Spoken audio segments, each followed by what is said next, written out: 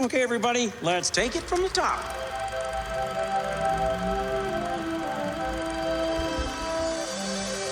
To all who come to this happy place, welcome. Hi ho everybody and welcome back to D Plus Us Weekly, the show all about shows exclusive to Disney Plus, where we talk about them episode by episode, week by week, for your enjoyment and ours.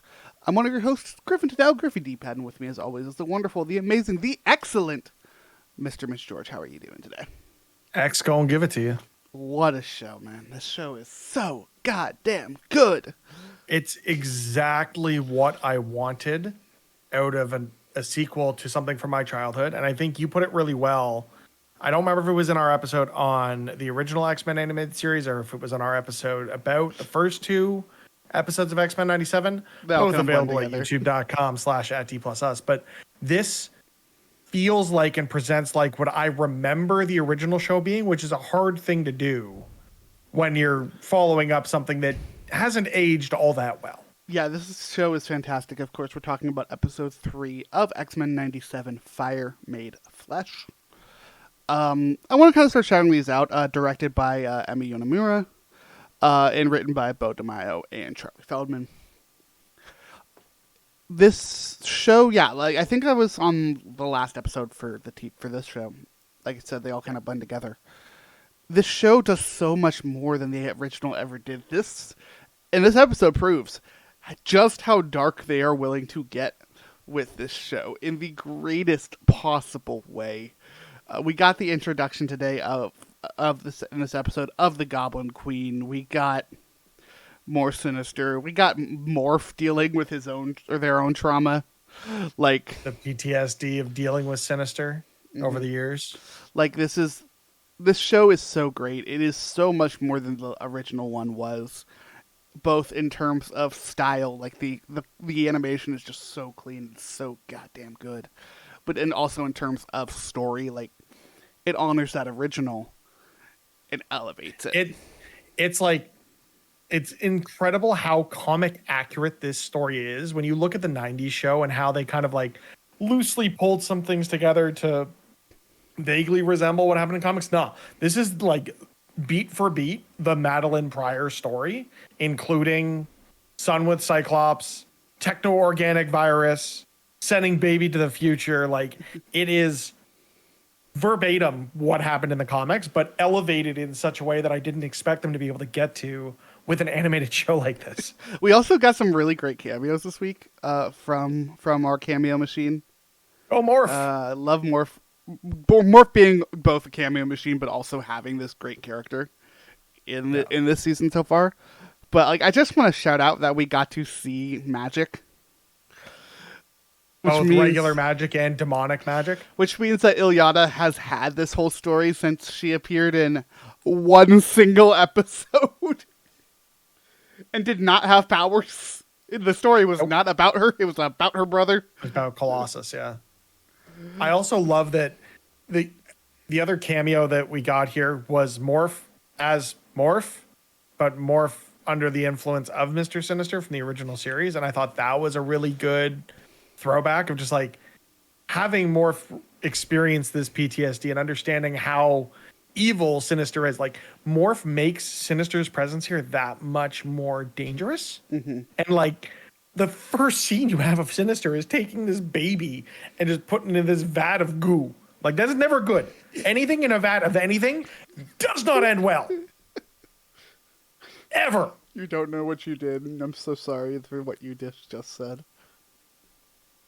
It's a vat of, what about it? No, What did I? No, you have innocence in this one. I'm not forcing this information upon you.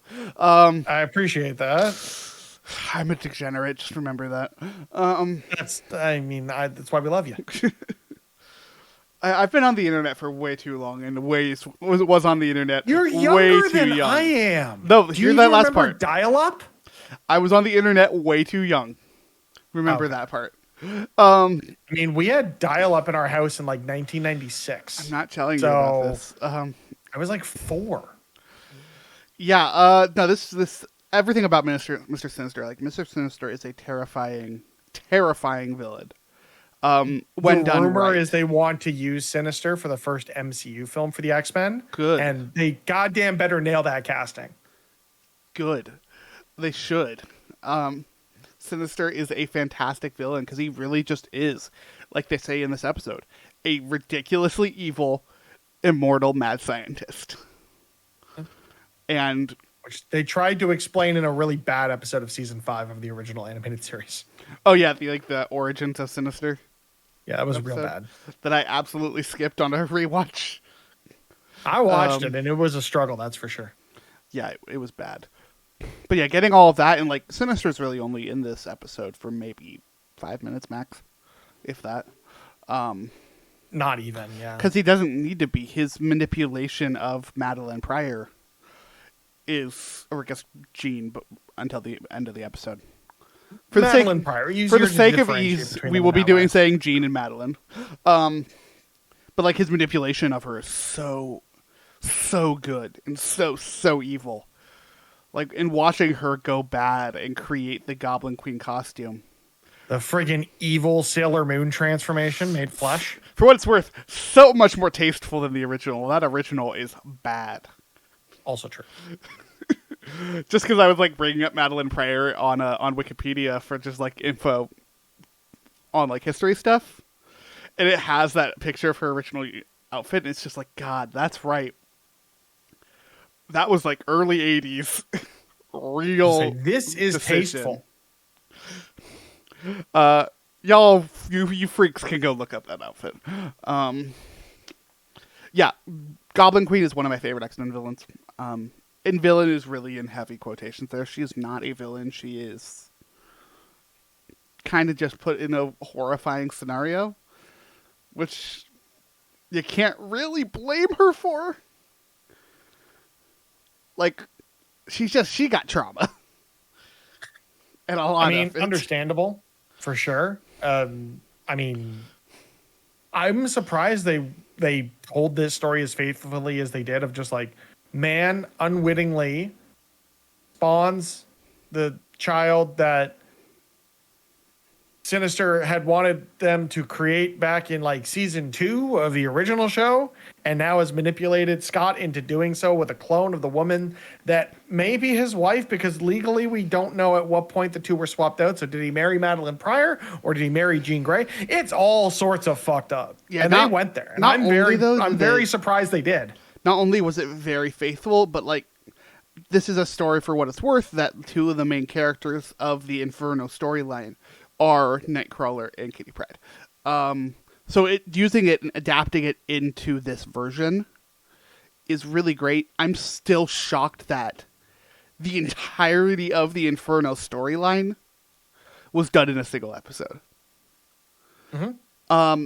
Which really makes me wonder, because like they have said that we are getting more Madeline Pryor. Like Madeline Pryor is supposed to be one of the big characters of this season. Yeah, I assumed she was going to be like a big bad. It makes me wonder if we're going to get Limbo stuff.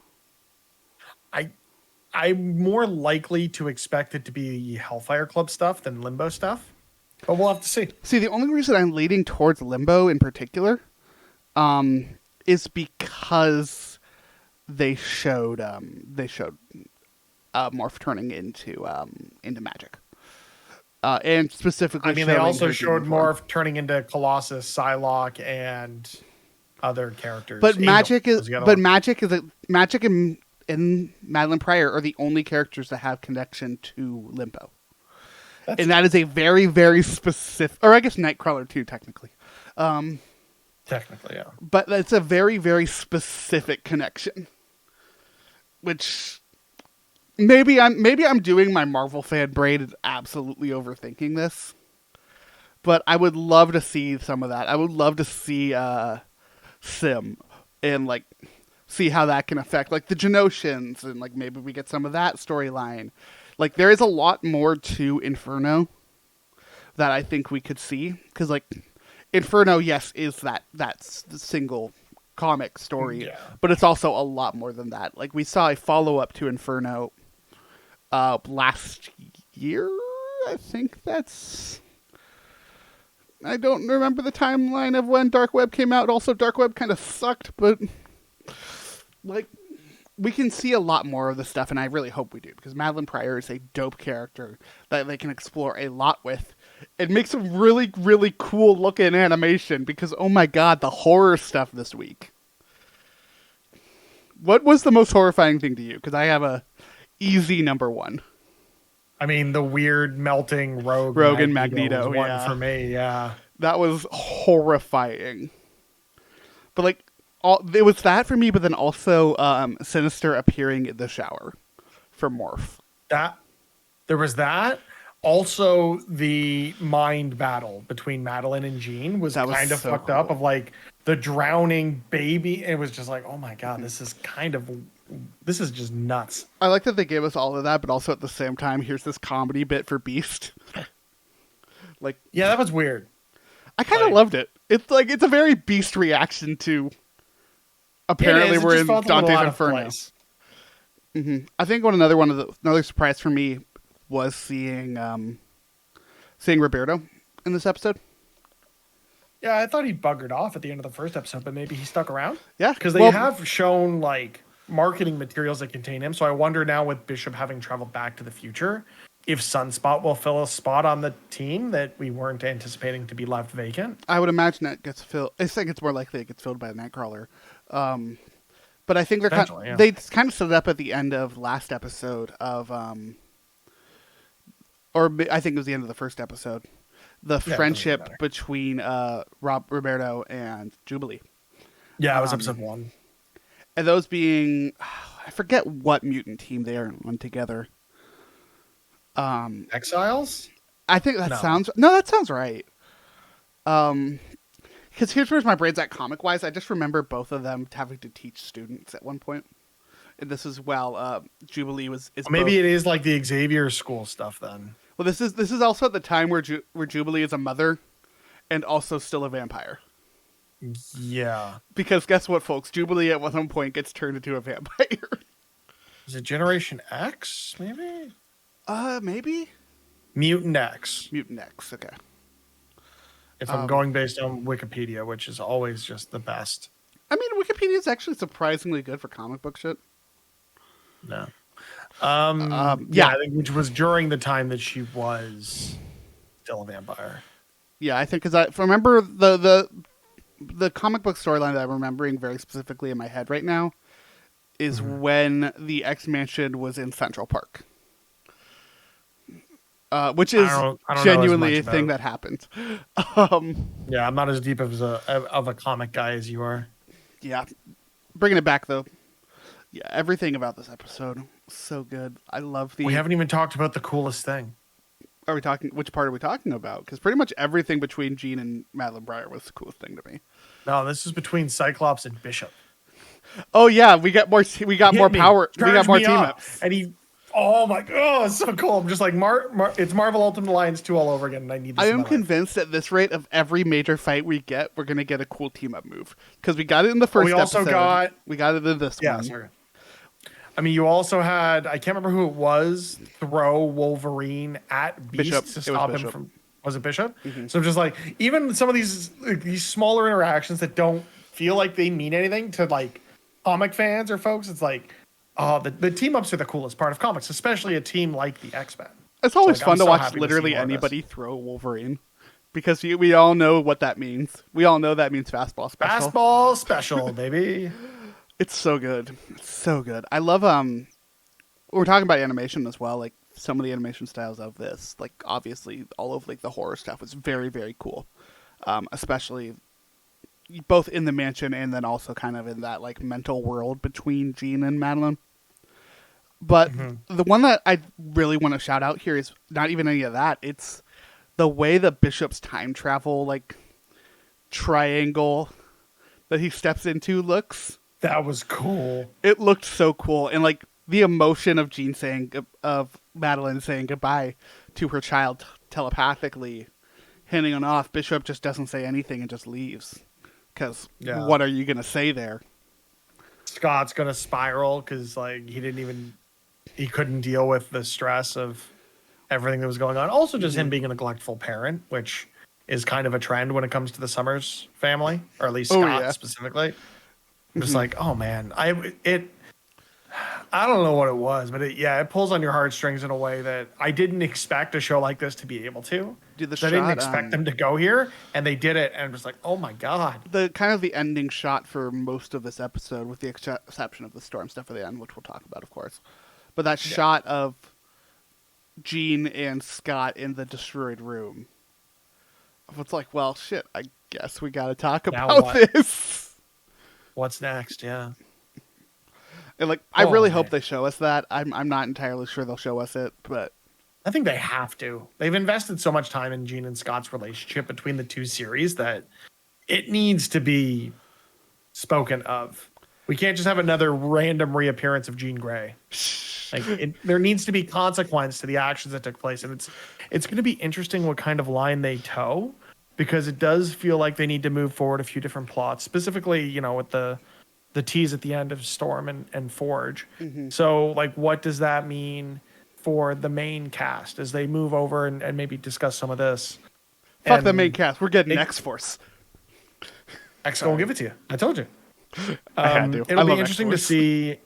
It's going to be interesting to see how they balance the idea of the episodes being self-contained and telling their own plot like this did, or as either of the previous two episodes. I feel like they've all three to this point have been fairly self-contained, but you've got some of these through lines like Storm being depowered and what that's going to mean, and does that give them enough time to circle back on some of these other relationships that are forever changed in this version of the X-Men?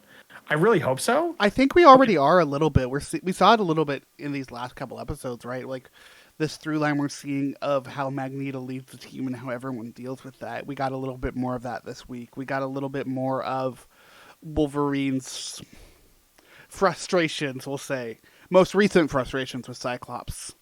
A little bit more. We got the Gambit and Rogue issues happening here. I mean, you've got the love triangle coming again, like being brought back to the forefront, where Jean and Logan have that moment where he like pulls her out of her psychosis. It's just like, you feel all that. He's like, and then some.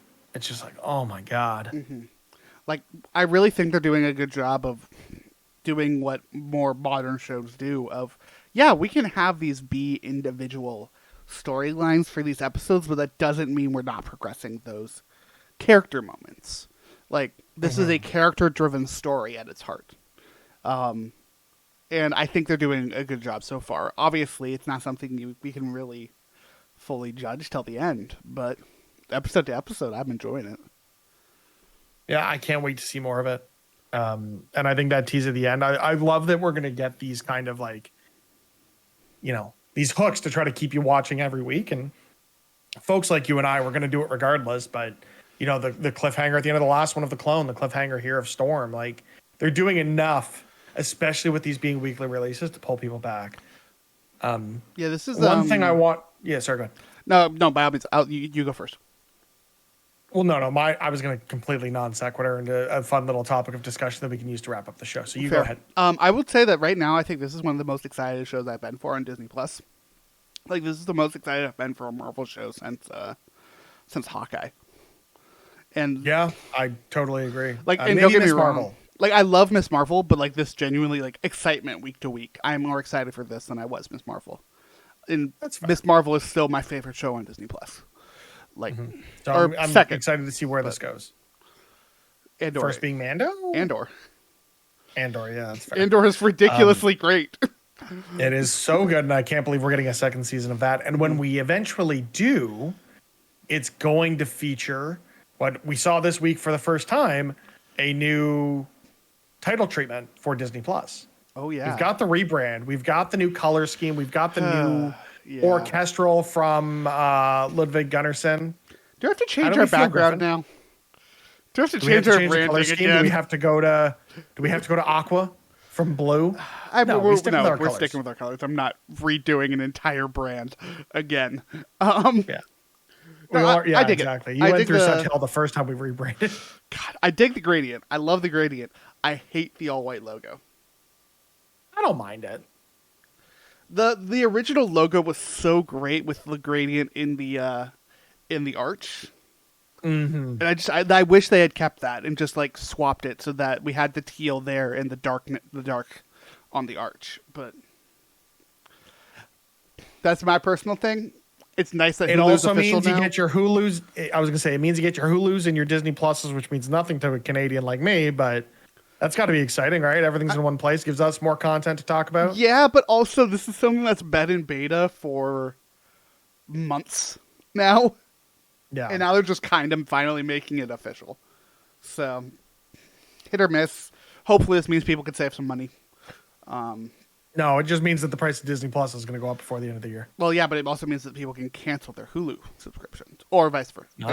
Not folks who didn't have Hulu. I mean, other okay. countries. For me, it means that I can save some money. So, that's fair. especially Yeah, with their changes to how they're handling Ads. account sharing. Oh yeah, that too. Hopefully, this is a wet track to save some money for some of us who like having multiple streaming services. General PSA: go and look at your last credit card statement and make sure that you are only signed up to services that you feel like you need or use on a regular basis. I will say that my movie theater service subscription thing that I pay for every month is not going to use because I have like 4 free movies piled up and haven't gone to the movies in a while, which I should change with the release of Ghostbusters last week and Godzilla vs. Kong this week, but that hasn't happened yet. So, general PSA, you don't necessarily need all the services you're paying for. Go get your finances in order. This is, old graybeard Mitch on the internet just reminding you, you are in control. So cancel the things you don't need or regularly use. Do it. We will. But not Disney Plus, nor your YouTube Premium if you're watching on YouTube and skipping those ads to watch us. I don't even think we're monetized. But We are definitely not monetized. We do Either not way. get enough views to be monetized. not even close. But we But appreciate no, all y'all seriously, being here regardless. cancel that Disney Plus if you got it. Cancel anything if you have to. This world sucks. Go ahead and sail the 7 seas. That's my plan. As With Disney that- continues to crack down on password sharing. Oh yeah. Anyways, this episode's great. Watch this episode if you haven't already. Also, just shout out to Storm's entire outfit at the end, being absolutely badass. I love that we're getting Mohawk Storm again. Apparently, people don't love Mohawk Storm. I don't know why. It's awesome. People are always going to find something to complain about. It If is the that's best all Storm. They have to complain. If that's all people on the internet have to complain about in a show that features a non-binary character, multiple women taking the lead on things like this, a woman of color as one of the most badass people, and seeing her lose her powers is a huge knock, to the team as a whole, and is a huge net loss for the group. Like, all of those things are things that people on the internet complain about in the year 2024. If all they have to complain about is a goddamn mohawk, I think we've won. Yeah. Quick Marvel PSA for y'all as we're done talking about X-Men as well. Sony did release the Spider Within, which is the Probably watch that. the short film about Miles Morales within the Spider-Verse universe, all about anxiety. Highly recommend watching it. It is very good. And best of all, it's like 7 minutes long. You can get in and get out super quickly. So go check that out. Sony does not need any promotion from us at all. They're freaking Sony, but We it's also really did an Across the Spider-Verse episode because we couldn't not do that. So we're going to shelf for them regardless. Yeah. Well, we're showing for Spider-Verse, Well, yeah. but it is And actually I'm great. excited to know that they're going to release more of those shorts because it takes so long for us to get those movies that I just want more excuses to hang out with the characters in this world. Oh yeah, big time. All right. With that all said and done, Mitch, where can people find us? Everywhere at D+us. I promise I'm going to start using Twitter more, but I'm bad about it, so sorry about that. Yeah, at D+us, YouTube, Twitter, wherever. At Griffey D-Pad, at Mr. Mitch George on all the things. Yeah, check that stuff. Check out our other episodes, and until next time, have a magical day. Excelsior!